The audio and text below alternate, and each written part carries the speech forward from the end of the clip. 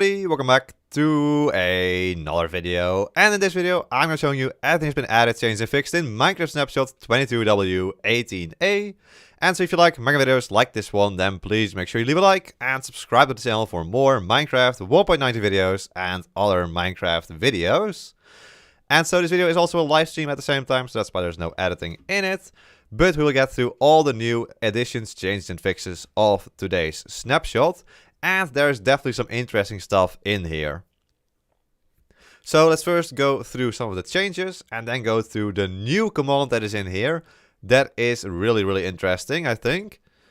And so first of all, there are some changes to the Allay. So the Allay will now follow their liked player even if they can't see them. So if you're behind the wall and the Allay is on the other side, then it will still follow you. And also a liked Allay, which is an Allay that you've given a block, will now lose track of a player if they're more than 64 blocks away. So of course the Allay will normally follow you like this. Hello, you're gonna follow me?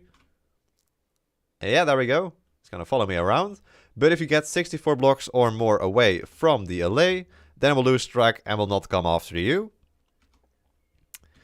Then next we have a texture change, and that is to the sonic boom particle that is given out by the Warden, of course. So let's summon in a Warden and let's give ourselves some resistance. So we'll give ourselves a resistance potion effect. Resistance for like very long time, 100 true. There we go. Spawn in the Warden and let's go into survival to see this new texture. There we go. Let's get far away. There we go. That is the new sonic boom texture. Let's look at it one more time. It's a little bit less obtrusive than the previous one, because it's first more of a point and then goes into a circle in the end. So it also has a little bit of an animation, this texture now, and I think it looks pretty cool. Alright, then next we have a change to vibration listeners, such as Skulk Sensors, Skulk Streakers and the Warden.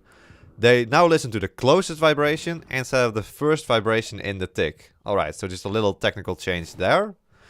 But speaking of technical changes, let's move over to all the technical changes in this snapshot.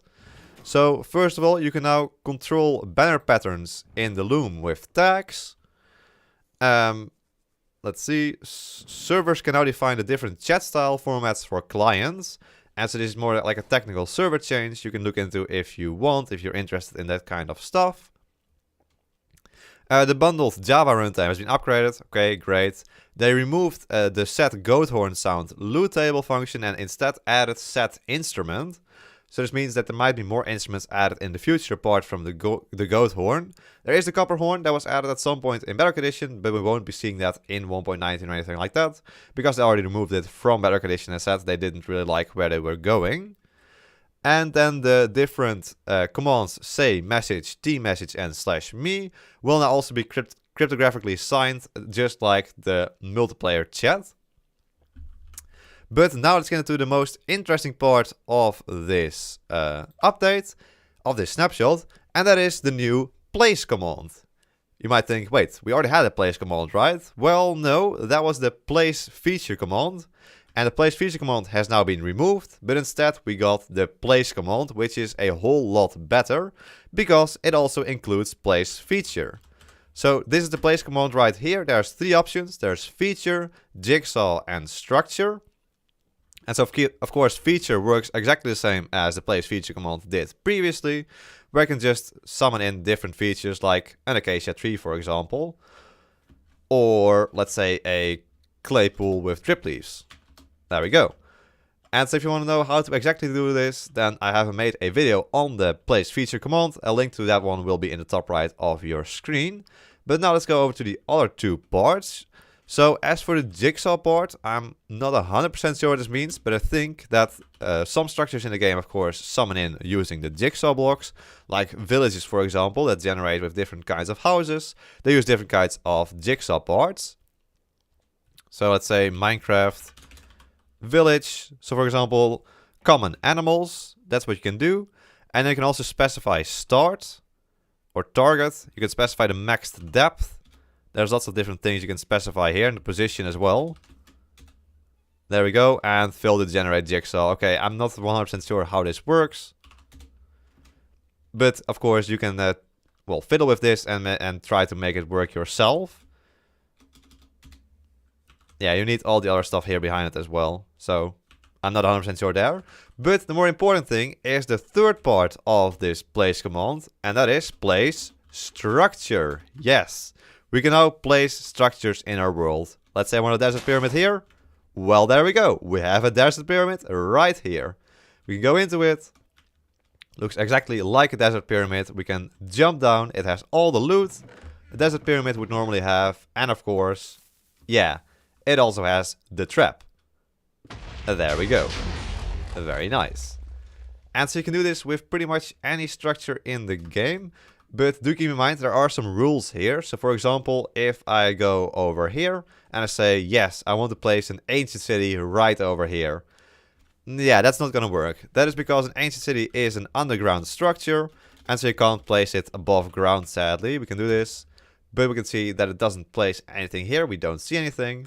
But as soon as we go underground, all the way to the bottom of our world, we will see that the ancient city has generated right over here. So we give ourselves some night vision. We will see it a whole lot better here as well.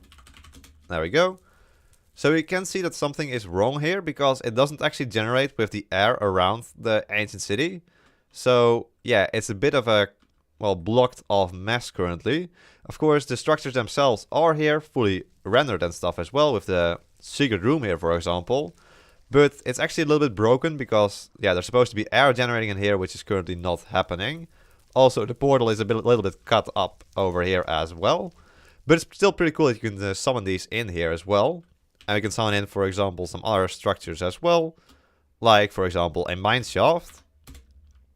Mine shaft, boom, mine shaft. You can summon another mine shaft.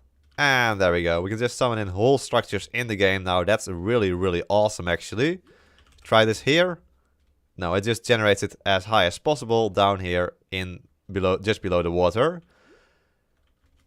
Let's see. So let's go through all the structures here we have. So we have the ancient city, of course. We can summon in a bastion remnant. Aha, that does work. So we can now summon in bastion remnants in the overworld. Which, yeah, that is actually really awesome.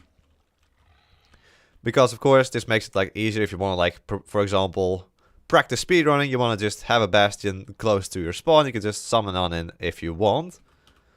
That's actually really awesome. So we can summon in bastion remnants.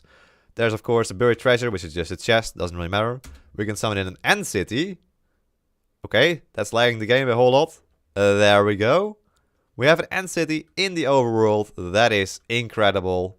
Is there a beautiful elytra in here? Over here, of course. Yes, look at that. And of course, also generates with all the loot a normal end city would have as well.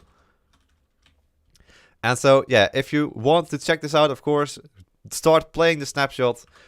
Try to well, summon in different structures in your game. I think it's really, really awesome to try this out. Let's also try to summon in a woodland mansion, because that's one of the largest structures we have, of course. Let's see if that will actually work. Let's go over here and try to summon in a mansion.